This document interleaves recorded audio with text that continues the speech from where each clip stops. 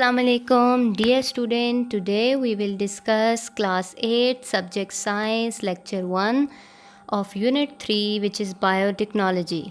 आज जो हम डिस्कस करेंगे वो है बायोटेक्नोलॉजी के बायोटेक्नोलॉजी क्या है और इसके क्या गोल्स हैं. ठीक है, now move to the topic. Biotechnology. What is biotechnology? The use of living organisms or their products for the welfare of mankind is called biotechnology. Biotechnology science की एक फील्ड है जिसमें हम लिविंग ऑर्गेनिज़म्स को use करते हैं, specially micro organisms को human को बेनिफिट प्रोवाइड करने के लिए. उसको हम कहते हैं बायोटेक्नोलॉजी. ठीक है, what is the goal of biotechnology. Biotechnology के क्या मकासद हैं, क्या मकसद है, क्या गोल है. The goal of this field is to improve the yield of products from living organisms by making modification in their DNA. इसका ये मकसद है कि इस फील्ड के अंदर हम प्रोडक्ट की यील्ड को इम्प्रूव करते हैं. जो भी हमारे पास प्रोडक्ट हो उसकी पैदावार को इम्प्रूव करते हैं फ्रॉम लिविंग ऑर्गेनिज़म्स. ठीक है, लिविंग ऑर्गेनिज़म जैसे माइक्रो ऑर्गेनिज़म्स हो गए, स्पेशली वायरसेस, बैक्टीरियाज वगैरह को यूज़ करके जो हम प्रोडक्ट बनाते हैं उसकी यील्ड को हम इम्प्रूव करते हैं. और लिविंग ऑर्गेनिज़म्स को किस तरह से हम यूज़ करते हैं? Bye making modification in their DNA. हम उनके डीएनए के अंदर मॉडिफिकेशन करके, कुछ चेंजिंग्स करके. ठीक है, डीएनए हमने अपने लास्ट यूनिट में भी पढ़ा कि डीएनए जो है वो हेरिडिटरी मटेरियल है जो कि ट्रांसफ़र करता है कैरेक्टर्स को पेरेंट से ऑफस्प्रिंग्स में. ठीक है, नेक्स्ट है हमारे पास डीएनए रेप्लिकेशन. डीएनए रेप्लिकेशन क्या होता है? DNA is the basic hereditary material in living organisms and is responsible for the transfer of character from one generation to the next. ठीक है, DNA हमारे पास हेरिडिटरी मटेरियल है, विरासती मादा जिसको कहते हैं. ठीक है, लिविंग ऑर्गेनिजम्स के अंदर. और ये इसकी क्या रिस्पॉन्सिबिलिटी है कि ये कैरेक्टर को एक जनरेशन से दूसरी जनरेशन में ट्रांसफ़र करता है. जैसे one generation to the next का मतलब ये है कि पेरेंट से ऑफस्प्रिंग में कैरेक्टर को ट्रांसफ़र करता है. ठीक है, प्रॉपर्टीज़ ऑफ डीएनए. डीएनए की क्या प्रॉपर्टीज़ हैं? DNA has the unique property to replicate itself. DNA की एक यूनिक प्रॉपर्टी है कि ये ख़ुद को रेप्लिकेट करता है. ठीक है, रेप्लिकेट का क्या मतलब है कि डीएनए जो है वो डबल स्ट्रैंडेड है, 2 स्ट्रैंड्स इसके होते हैं.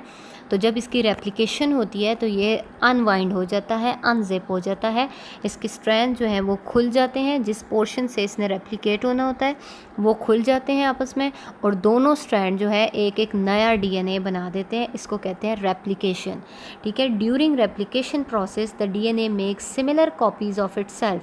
रेप्लिकेशन के प्रोसेस के दौरान डीएनए जो है वो अपनी सिमिलर कॉपीज़ बनाता है, यानी कि जो दोनों स्ट्रैंड एक एक नया डीएनए बनाएंगे वो सिमिलर कॉपीज़ होंगी. ठीक है, DNA replication take place in the nucleus during cell division. जब सेल डिवाइड होता है तो उस दौरान में ये न्यूक्लियस के अंदर रेप्लिकेशन इसकी होती है. ठीक है,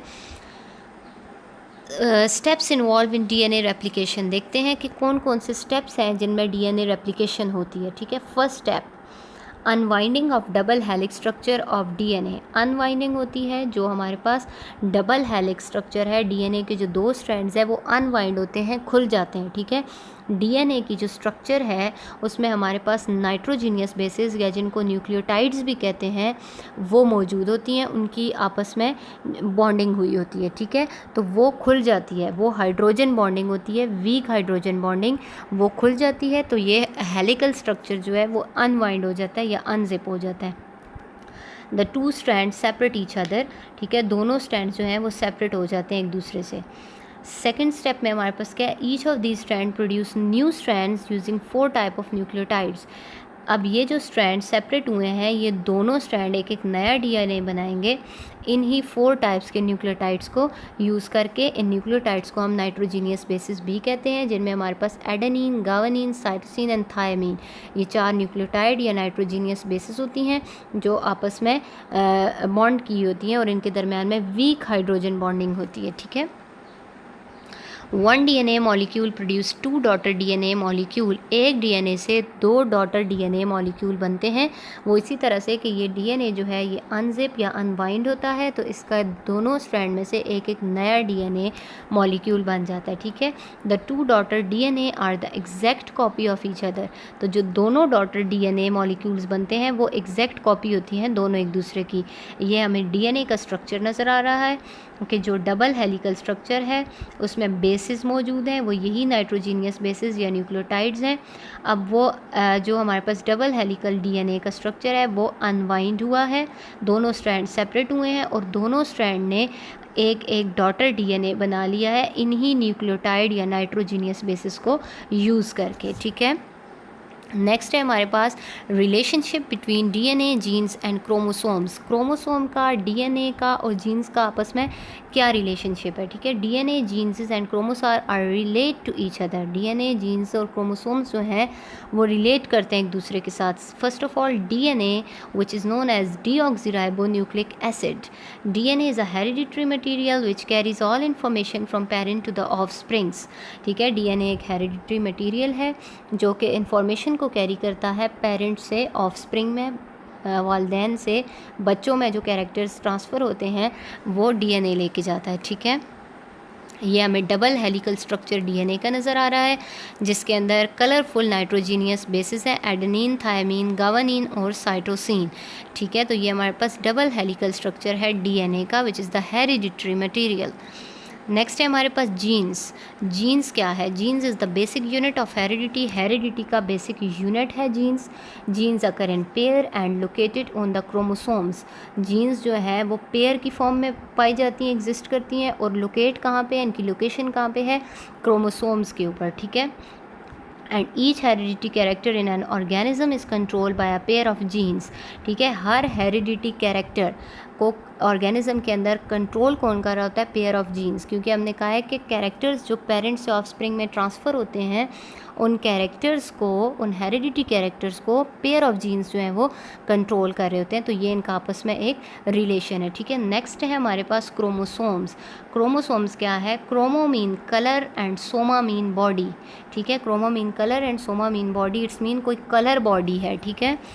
chromosomes are coloured body present in the nucleus. Chromosome एक कलर बॉडी है जो न्यूक्लियस के अंदर प्रेजेंट होती है। सेल में न्यूक्लियस मौजूद होता है और न्यूक्लियस में क्रोमोसोम मौजूद होता है, ठीक है। They are visible as a thread like structure. ये अगर हमें नज़र आता है तो किस तरह से एक धागा नुमा स्ट्रक्चर होती है। Each chromosome is made up of DNA coiled many times around a protein called histone. Her chromosome जो है वो DNA और एक स्पेशल प्रोटीन से मिलके बना होता है जिसे हम कहते हैं हिस्टोन प्रोटीन। DNA ने बहुत टाइम कॉइलिंग की होती है एक स्पेशल प्रोटीन के अराउंड जिसे हम कहते हैं हिस्टोन, ठीक है। तो क्रोमोसोम जो है वो DNA और हिस्टोन से मिलके बना होता है, और जीन बेसिकली ये शॉर्ट सेगमेंट ऑफ DNA होता है जो बेसिक यूनिट है हेरिडिटी का, और जो कैरेक्टर पेरेंट से ऑफस्प्रिंग में ट्रांसफ़र होते हैं उनको कंट्रोल कर रहे होते हैं, ठीक है। ये हमें नज़र आ रही है एक क्रोमोसोम की स्ट्रक्चर, और क्रोमोसोम के ये जो 4 आर्म्स लाइक शेप नज़र आ रही है इनको क्रोमैटिड्स कहते हैं, और ये आर्म्स आपस में जो ज्वाइन हुई है एक सेंट्रल पॉइंट से उसको कहते हैं सेंट्रोमियर। और इस क्रोमोसोम के ऊपर जो ब्लैक ब्लैक कलर के हमें स्ट्रिप्स नज़र आ रही हैं इनको कहते हैं location point of the genes, ठीक है। तो स्टूडेंट ये था आज का हमारा टॉपिक जिसमें हमने बायोटेक्नोलॉजी और DNA रेप्लिकेशन के बारे में स्टडी किया। Thank you.